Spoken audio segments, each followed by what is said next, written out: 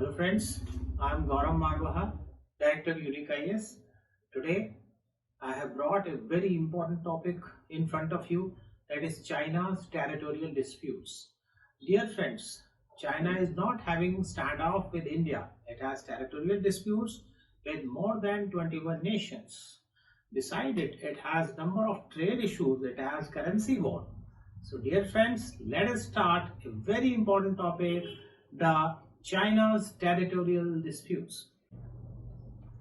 So China's territorial disputes. So the Chinese dragon is a huge dragon, and it is the country which touches maximum number of neighboring countries. यानी विश्व में सबसे ज़्यादा देशों को जो छूने वाली सीमाएं हैं, चीन उसमें से एक है और लगभग 14 देशों को इसकी सीमाएं छूती हैं. China touches the boundaries with India, Pakistan, Afghanistan, Tajikistan, Kyrgyzstan, Kazakhstan, Mongolia, Russia, North Korea, Vietnam, Laos, Myanmar, Bhutan, and Nepal. This is the huge Chinese dragon, and there is democracy in China just for the name's sake, because it is ruled by one party, that is the Chinese Communist Party. And currently, the dictator of the Chinese party is the head of the head of the China, and the dictator of the China is head of the Chinese army. यानी चीन में कहने को प्रजातंत्र है. Mister ली Jinping ना केवल इस समय चीनी सेना के प्रमुख हैं, वे चीनी राष्ट्र के भी प्रमुख हैं, वे चाइनीज़ कम्युनिस्ट पार्टी के भी प्रमुख हैं और न्यूक्लियर बटन की कमान भी उन्हीं के हाथ में है. तो प्रैक्टिकली एक डिक्टेटरशिप है जो चीन में चल रही है. And he is the head of the China and his name is in the constitution of the communist party. तो एंड मिस्टर जो चाइना के जो मिस्टर हेड हैं, मिस्टर जी, वो अपनी पावर इस समय ऑल ओवर द वर्ल्ड बढ़ाने का प्रयास कर रहे हैं थ्रू डिफरेंट एक्टिविटीज़. तो हम देखते हैं चीन के जो टेरिटोरियल डिस्प्यूट्स हैं उनके बारे में. So the China is having territorial disputes with most of the neighboring nations except the Islamic Republic of Pakistan. और जो पाकिस्तान में चाइना ने ह्यूज इन्वेस्टमेंट किया हुआ है, करीब 64 बिलियन यूएसडी का, and China Pakistan economic corridor is coming up, and if Pakistan is not able to repay the debt Pakistan has taken, so very shortly China will say you repay our debt or we will have control on the China-Pakistan economic corridor, what China has done at Hamban Tota in Sri Lanka. और समय पर अगर पाकिस्तान अगर चीन से जो उसने ऋण लिया है अगर वो वापस नहीं करेगा, तो हो सकता है कल को चीन पाकिस्तान के अंदर घुस जाए, ये कहते हुए कि चाइना पाकिस्तान इकोनॉमिक कॉरिडोर में जो हमारा पैसा लगा हुआ है, क्योंकि आप समय से वापस नहीं कर रहे हो, इसलिए उसकी रक्षा करने के लिए हम आप सेनाएं भेज रहे हैं. सो let us see. This is China. China is having the boundaries with Mongolia, the North Korea, the Taiwan. आप देख रहे हैं Vietnam, Laos, Myanmar, Bhutan, Nepal, Pakistan, Afghanistan, Kyrgyzstan, Kazakhstan, and it has boundaries with Russia on the western side, which has very short boundaries with Russia, and it has boundaries and dispute with Russia on the eastern front. So let us start the Chinese dispute with Japan. So Japan is an island nation in East Asia, and it is situated in the northwest Pacific Ocean. So जो Japan है एक द्वीपों का एक देश है और main इसकी जो राजधानी टोक्यो है वो होन्शू द्वीप पे स्थित है. And Japan is a global leader in automobiles, in IT, and it has significant contribution in science and technology. तो जापान जो है अपनी तकनीक, अपने ऑटोमोबाइल, अपने जापानीज वर्क कल्चर के लिए जाना जाता है। And it has one of the very high human development index. तो चीन जो है जापान के शिनकाकू द्वीप पर अपना दावा करता है, और साथ में जापान के जो रेकायू आइलैंड्स है उस पर भी समय समय पर ये दावा करता है। So China claims the territory of Japan at Senkaku as well as sometimes at Rakayo. आप देख रहे हैं नक्शे में, ये जापान है एंड यहाँ पे सिनकाकू आइलैंड्स हैं, ये देख रहे हैं चाइना है। So this is the Senkaku which is a disputed territory between China and Japan. आप देख रहे हैं ये ईस्ट चाइना सी है, this is the Pacific Ocean here. This is Pacific Ocean and this is South China Sea. और यहाँ पर है सिनकाकू आइलैंड्स। और आप देख रहे हैं जापान में ये जो रयाकू आइलैंड्स हैं वो भी डिस्प्यूटेड साइट है बिटवीन चाइना एंड जापान। ये आप देख रहे हैं जापान, ये देख रहे हैं China. This is a commercial centre of China, Shanghai. This is the Taiwan. और आप देख रहे हैं ये जो रयाकू आइलैंड्स हैं इस पे भी चीन अपना दावा ठोकता है। और आप देख रहे हैं रयाकू आइलैंड्स जापान से कितने करीब हैं। Then China is also having disputes with Vietnam, and China claims large part of Vietnam on the basis of history. And China says that in the history and in the historical time the Ming dynasty ruled over Vietnam.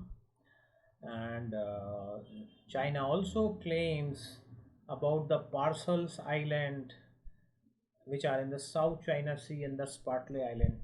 तो Vietnam के कुछ island Vietnam के पास हैं south China सी में, जैसे Paracel island and स्पार्टले island, उसमें भी चीन अपना दावा ठोकता है।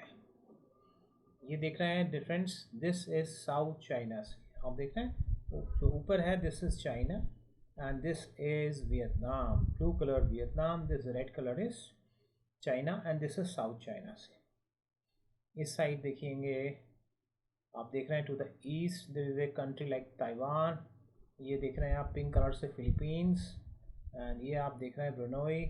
And in south China see this brownish line is known as the 9-dash line. So China claims that there in South China Sea, this complete area belongs to China. ये जो 9-dash line है चीन कहता है बस ये 9-dash line के अंदर अंदर का ये जितना एरिया है सब चीनी क्षेत्र है। अब आप ध्यान दीजिए, ये जो है पार्सल्स आइलैंड है, these are the Paracel Island. तो पार्सल आइलैंड में जो सदर्न कुछ आइलैंड है वो वियतनाम के पास है, बट और जो चाइना है, चाइना के पास इस तरफ कुछ आइलैंड है, बट चाइना अपना दावा पार्सल आइलैंड के दूसरे जो सदर्न पार्ट्स हैं वहाँ पे भी कर रहा है। Similarly these are the Spratly island, और आप देख रहे हैं Vietnam has certain Spratly island, but China अपना दावा स्पार्टले आइलैंड पे भी ठोक रहा है। And this is the Scarborough Shoal. तो स्कारबरो शोल में कुछ पार्ट्स वियतनाम के पास है, बट चाइना क्लेम्स कि नहीं आप उसमें भी हमें हिस्सा दीजिए। So this is the Chinese dragon. और आप देखेंगे जो स्पार्टले आइलैंड है इसका जो पिंकिश पार्ट बताया गया ये बताने के लिए कि जो फिलीपाइंस है उसके पास भी कुछ आइलैंड्स हैं स्पार्टले में, बट चाइना उस पर भी दावा ठोकता है। और आप देख रहे हैं जो स्कारबरो शोल्स हैं उसका कुछ पार्ट फिलीपाइंस के पास है, तो चाइना उस पर भी अपना दावा ठोकता है। And a part of Scarborough Island Shoal, Scarborough Shoal is with Taiwan, but China has a claim on that. तो चाइना तो सर्वत्र है, यत्र तत्र सर्वत्रम।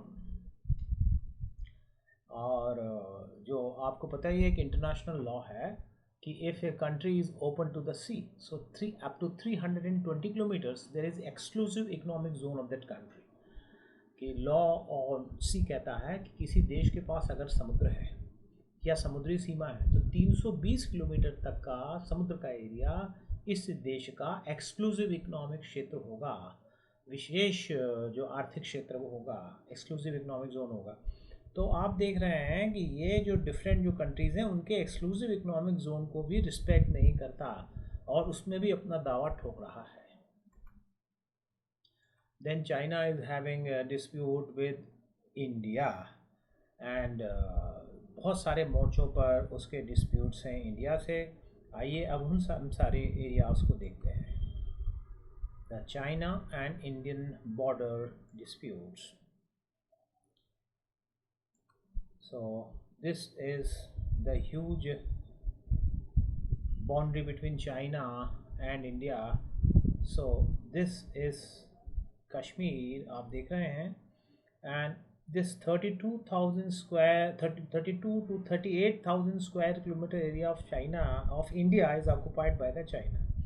ये जो क्षेत्र आप देख रहे हैं इसे कहते हैं अक्साई चाइना, और इस अक्साई चाइना में एक बड़े क्षेत्र पर इस समय चीन ने कब्जा किया हुआ है, which is around 38,000 square kilometer of the area of the Union Territory of Ladakh is controlled by China since 1962. दोस्तों, ये आप देख रहे हैं कि ये जो क्षेत्र है कायदे से भारत का क्षेत्र है, ये लद्दाख ज़िले का क्षेत्र है, लेकिन 1962 से चीन ने इस पर कब्जा किया हुआ है। फिर यहाँ पर लद्दाख क्षेत्र में करीब 5,000 स्क्वायर किलोमीटर का एरिया है जो पाक ऑक्युपाइड कश्मीर में है, इस पे भी चीन का कब्जा है। और आप देख रहे हैं कि Arunachal Pradesh, China claims 90,000 square kilometre of the territory, और चीन कहता है कि अरुणाचल प्रदेश भी दक्षिणी तिब्बत है, इस नाते ये चीन का हिस्सा है। तो भारत से भी इसके बहुत ज़बरदस्त टेरिटोरियल डिस्प्यूट्स हैं। एंड फ्रेंड्स, आपने सुना ही होगा in June 2020 there was a stand off between the Chinese dragon and the mother India, and in that stand off took basically at Galwan Valley, and it resulted in death of 20 Indian soldiers of 16 Bihar regiment, and there were casualty from Chinese sides also, and the casualty in the Chinese side were more than double. तो भारतीय सैनिकों ने बड़ा साहस से मुकाबला किया Galwan valley में जो पीपल्स लिबरेशन आर्मी के सैनिकों का, और लगभग 40 से 50 पीपल्स लिबरेशन आर्मी के सैनिक मार दिए गए। ये गलवान वैली है, देखिए यहाँ पर ये संघर्ष हुआ था जून 2020 में। This is Galwan valley. ये जो कंप्लीट एरिया आप देख रहे हैं, this is the union territory of Ladakh. ये है लद्दाख का संघ शासित प्रदेश, और ये this is the capital of Ladakh, that is Leh. और आप देख रहे हैं दिस इज़ गलवान वैली। और गलवान वैली में जो पेट्रोलिंग पॉइंट है, कई बहुत सारे पेट्रोलिंग पॉइंट्स हैं, तो इन्हीं में से एक पेट्रोलिंग पॉइंट पे, पेट्रोलिंग पॉइंट 14 में आप देख रहे हैं ये संघर्ष हुआ था। और इसके साथ साथ India has recently band 59 Chinese apps originating from China, और भारत ने, आप देख रहे हैं कि जो करीब 59 चीनी ऐप हैं, उसमें से टिकटॉक और यूसी ब्राउज़र है, वो भी भारत ने चीन के आयात पर प्रतिबंध लगाया, और साथ साथ ही 59 चाइनीज़ ऐप पर भी भारत ने बैन लगाया। और जो टिकटॉक यूज़र है इंडिया में करीब 10 करोड़ यूज़र्स थे, but this was a very clear message and firm message from Indian side to the Chinese. And not only this, the government of India is also going with an ambitious project 73, and in project 73 the government of India is making 73 strategic roads on Indo-China border। तो भारत सरकार एहतियात बरत रहा है, और जो भारत और चीन के बीच में जो लाइन ऑफ एक्चुअल कंट्रोल है, उसमें 73 महत्वपूर्ण सड़कें, सामरिक सड़कों का निर्माण किया जा रहा है, जिससे चीन से सुरक्षा की जा सके। And along with that, not only military wise India has shown firmness, not only we have banned the Chinese app, we have also made restrictions on the Chinese goods and Chinese investments in India. So Bharat ने ना केवल soft diplomacy बल्कि military diplomacy में भी इस समय China को मात दी हुई है, और that is the reason that Chinese forces have now began to retreat from the patrolling point। और यही कारण है कि जो चीन की फौजें हैं अब गलवान वैली में और अन्य क्षेत्रों में अब पीछे हट रही हैं। तो फ्रेंड्स, हम एक और देश से चीन का डिस्प्यूट देखने जा रहे हैं, that is Chinese dispute with Nepal. So Nepal is a nation in Himalaya, और China claims the Nepal as a part of Tibet. तो चीन का कई बार ऐसा कहना होता है कि जो नेपाल है वो तो तिब्बत का ही एक भाग है। So this is Nepal with capital at Kathmandu. But currently the Chinese government is using the government of Kathmandu as puppet, especially Mr. Oli. तो काठमांडू में इस समय प्रधानमंत्री जो नेपाल के हैं मिस्टर ओली हैं और वो चीन के हाथ के कठपुतली हैं और चीन के ही इशारों पर मिस्टर ओली ने यानी नेपाल की सरकार ने एक नया मैप जारी किया है और इस मैप में काला पानी क्षेत्र को नेपाल की सीमाओं के अंदर प्रदर्शित किया गया और बेसिकली जो काला पानी है वो भारत के अंदर है। We will cover this thing in a separate video. So on the call of China, the China has created the boundary dispute between Nepal and India at Kala Pani। ये देख रहे हैं जो काला पानी है नेपाल के वेस्टर्न एरिया में सिचुएटेड है।